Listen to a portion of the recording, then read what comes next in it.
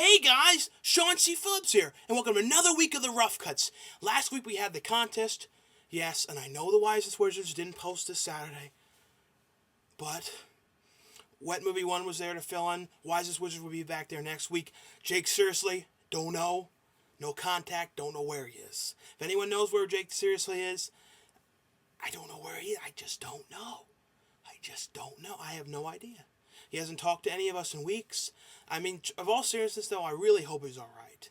Because, I don't know. This Friday, I have someone lined up who wants to do this fill-in review or something if he doesn't come back. So we'll see.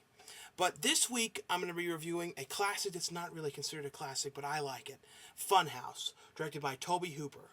And this movie is basically about this. And every time I go to these fairs, I always think of this movie, because the employees and stuff. I always worry maybe you could have a funhouse experience, and the same thing could happen to me. And my favorite ride there was this classic old haunted house thing they used to have, and now it's gone, called the Lost Mine. And it was always at the fair. And this is the first year I was just there a couple of weeks ago. It's gone. They've probably taken the Lost Mine to the dump now. Or maybe it's in a real mine, and sealed shut. But this movie is The Funhouse. As I said, directed by Tobe Hopper. It's about this carnival that comes into town, and the carnival has had some bad history. Someone died there a couple years ago, and it's about this girl who's going there, wants to go there with her boyfriend and her other two friends. Her parents don't like the idea, no, don't go there, it's not safe at night, and they decide to go to the movies. They act like they're going to go to the movies, but they end up going to the carnival. And they come up with the idea of spending the night in the fun house. And they do that. They wait, they fiendishly go in the fun house and, get out, and then the carts, the ride itself comes out and they're not in it. And they sleep over in the fun house, have adult themes, things like that. But then they start hearing all these sounds coming from the basement.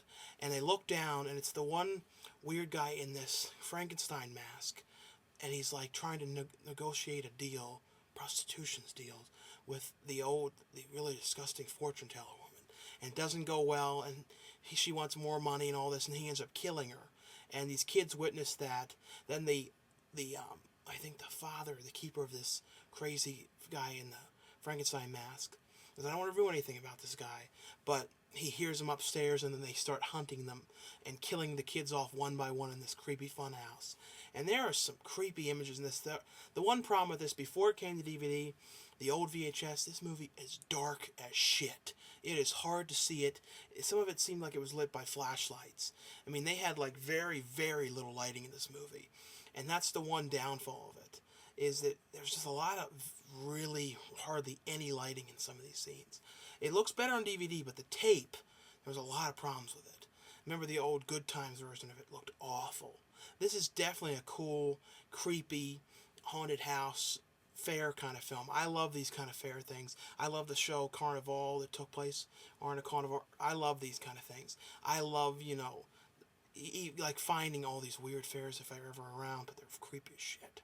But this is definitely something to check out if you haven't seen this before.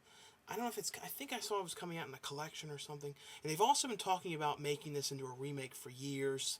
Hopefully they don't do that. And if they do, maybe they'll have more lights. But it's definitely something to check out. And they made one movie that was kind of like this recently called Dark Ride, with the fat kid who's now skinny, who was in the Big Green, and, son-in-law. He's got his cheeks squeezed. He's like, Pauly Shore, can I squeeze your cheeks? He's like, that. But, as I said, check this out. And hopefully Jake will be back soon, because I don't know where he is. And people sent me messages. I saw in comments, where's Jake? I don't know. But thanks a lot for watching, for subscribing to the Rough Cuts.